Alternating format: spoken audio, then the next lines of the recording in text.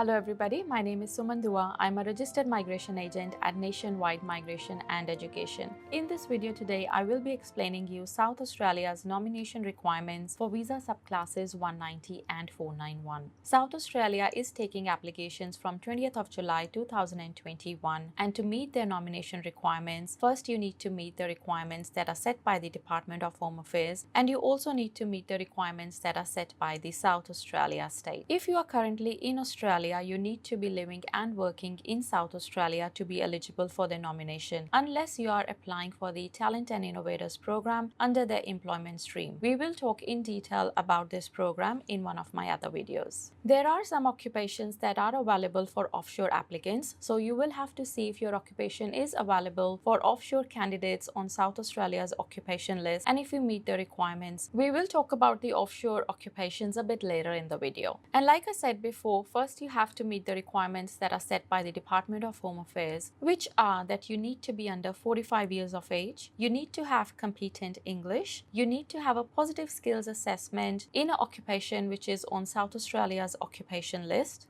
You need to have a minimum point score of 65 points, including the state points. Now, to be eligible for South Australia's state nomination, you will also have to meet their work experience requirements. So the work experience requirements are listed under each occupation. So for South Australia, skilled employment must be undertaken post-course completion, and it needs to be a minimum of 20 hours a week or 40 hours a fortnight in your nominated or closely related occupation. There are some concessions available as far as the work experience is concerned if you are working in the outer regional South Australia or you are a long-term resident in South Australia.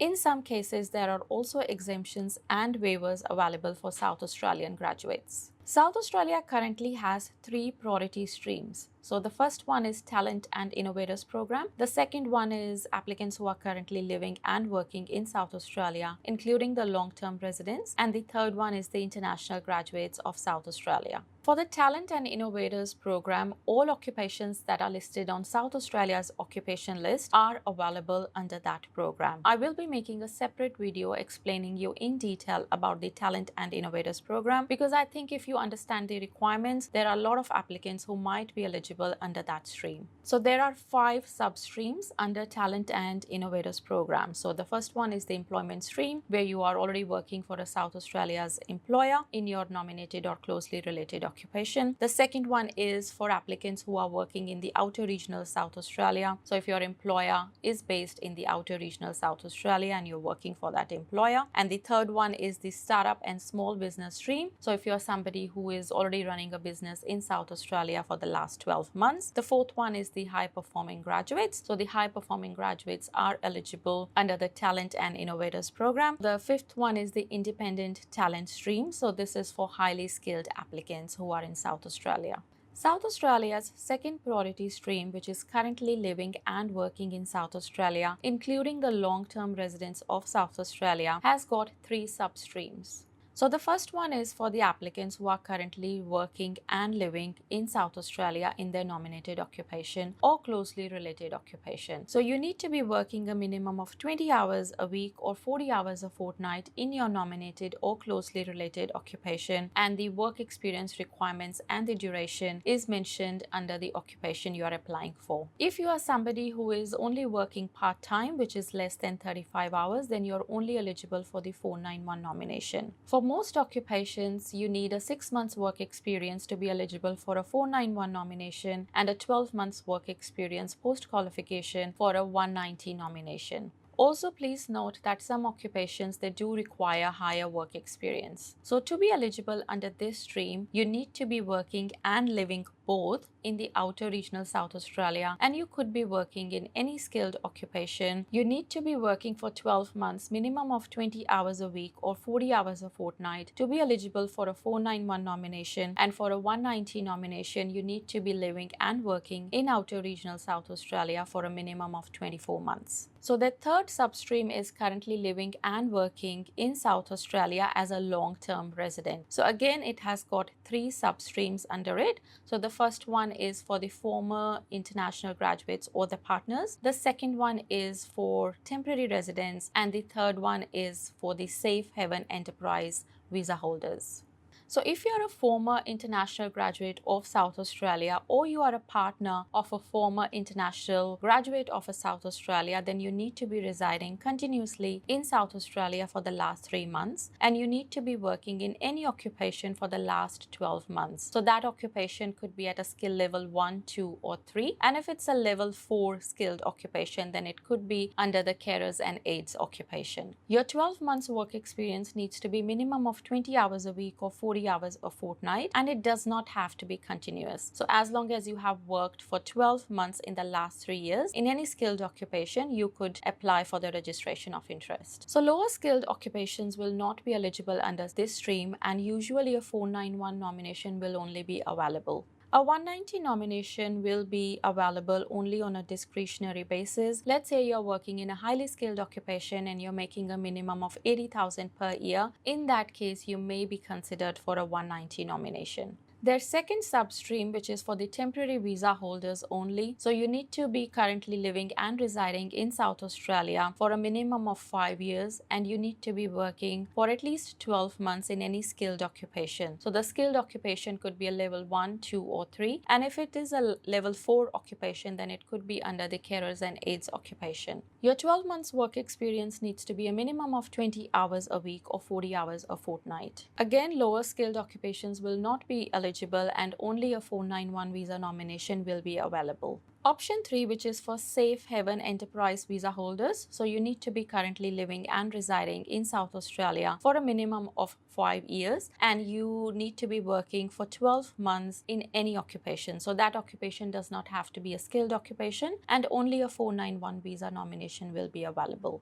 Now, I just want to show you on my screen how to actually read the requirements of each occupation. So let's look at the Talent and Innovators program and currently living and working in South Australia requirements. So let's look at ICT Security Specialist. So the occupation code is 262112. So you can see that the minimum points requirement is 65 points, and this occupation is available for both visa subclasses, and the skill level of this occupation is 1. If you are looking for the 190 visa nomination, the eligibility for that one is that you need to be currently working in your nominated or closely related occupation for the last 24 months in Greater Adelaide or the last 12 months in Outer Regional South Australia. If you would like to apply under the 491 nomination, then the eligibility criteria is that currently working in your nominated or closely related occupation for the last 12 months in Greater Adelaide or the last 6 months in Outer Regional South Australia. They have also mentioned that the occupations with the same skills assessing authority are closely related occupation. So usually for South Australia, as long as the first 2 digits of the NSCO code are same, so then they are accepted as closely related occupations. Now you can see that this occupation is available through the Talent and Innovators program. So all occupations which are available under South Australia's occupation list are available under Talent and Innovators program as well. So you can also see that there are some exemptions available for applicants who are living and working in the Outer Regional South Australia. Now let's look at one more example. So let's look at Supply and Distribution Manager. So you can see that the minimum points requirement is 65, and this occupation is also available for 190 and 491. For 190, the applicant needs to be currently working in their nominated or closely related occupation for the last 12 months in Greater Adelaide or the last 6 months in Outer Regional South Australia. For 491, currently working in your nominated or closely related occupation for the last 6 months in South Australia. This is available through Talent and Innovators program. This is because all occupations on the list are available through Talent and Innovators program. Exemptions are available for applicants living and working in Outer Regional South Australia.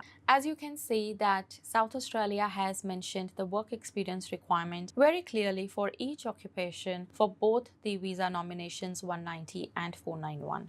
Now let's look at their priority stream 3, which is for the international graduates of South Australia. So the international graduate of South Australia is somebody who has done 50% of their course in South Australia and have spent at least a minimum of 1 year in South Australia studying that course, and where the course was registered for a minimum of 46 weeks. Usually South Australian graduates have a 3 months work experience requirement, but if they are a high performing graduate, then they can apply under the Talent and Innovator stream, and they will be eligible to get some work experience waivers. Now let me show you a couple of examples. So first let's look at cafe and restaurant manager. So you can see that the points requirement is 65. This occupation is available for both 190 and 491. And for South Australia graduate pathway, they need to have completed a hospitality management qualification at a diploma or higher level. And for 190 eligibility, they need to be working in their nominated or closely related occupation for the last 6 months in outer regional South Australia. And for 491, they need to be working in their nominated or closely related occupation for the last 6 months in Greater Adelaide or the last 3 months in outer regional South Australia. This occupation is also available through Talent and Innovators program. And for the 491 or 190 nomination, they are going to offer it on discretionary basis, and due to high demand for this occupation, positive outcome is not guaranteed. Now let's look at one more, which is an accountant. Again, it is available for both visa subclasses 190 and 491.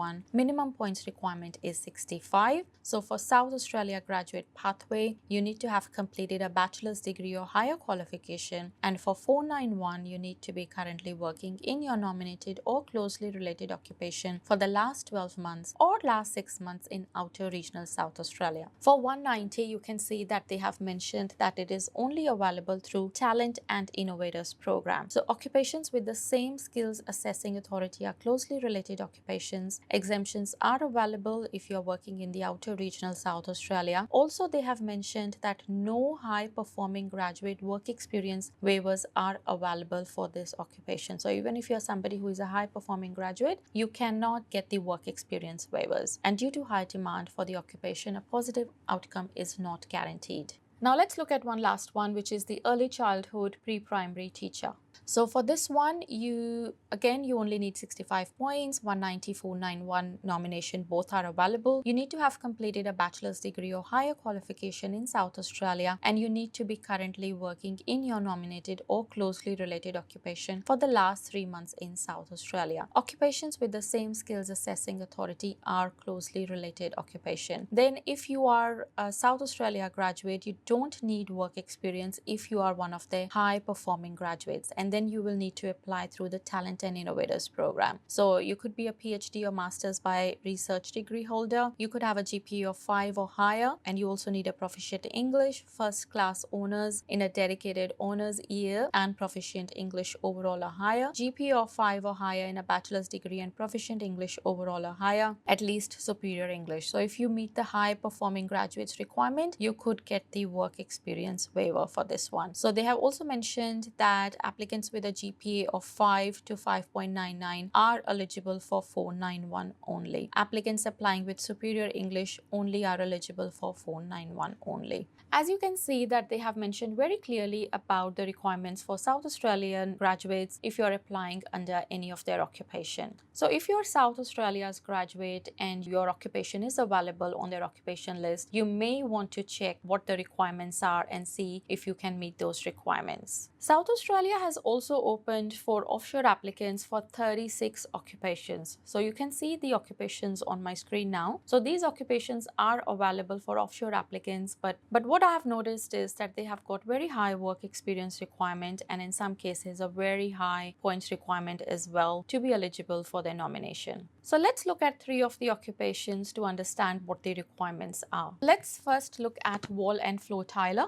So we can see that this occupation is available for offshore. The minimum requirement is competent English and the minimum point requirement is 65. And this occupation is only available for the 491 visa nomination for offshore applicants. So most of these occupations are only available for 491 visa. So it mentions here, submit a registration of interest application. So they require you to have at least 5 years of work experience in your nominated or closely related occupation in the last 8 years. Now applicants with superior English, at least 90 points, and at least 8 years of work experience will be prioritized. So you can see, even though the minimum requirement is 65 points and the minimum work experience is 5 years, but the applicants who have superior English, who have 90 points, including the state points, and who have 8 years of work experience in their nominated or closely related occupation will be prioritized. Now let's look at another one, which is physiotherapist. So you can see that it's available for offshore. For this occupation, they need superior English, they need minimum of 80 points, and it's available for 491 visa nomination only. So submit a registration of interest application. You must have at least 5 years of work experience in your nominated or closely related occupation in the last 8 years. Let's look at one more, which is construction estimator. So it is available for offshore. You need proficient plus English, minimum of 80 points. It's available for 491 visa nomination only, and you must have at least 5 years of work experience in your nominated or closely related occupation in the last 8 years. You may require a license to work in your nominated occupation in South Australia. Please be aware of the training and documentation requirements you need to gain your license. So they have mentioned very clearly the requirements for each occupation for offshore applicants. So if you're somebody whose occupation is on South Australia's occupation list and you meet the minimum requirements that are set by the state for 190 and 491 nomination, please get in touch with us. We'll be happy to help you.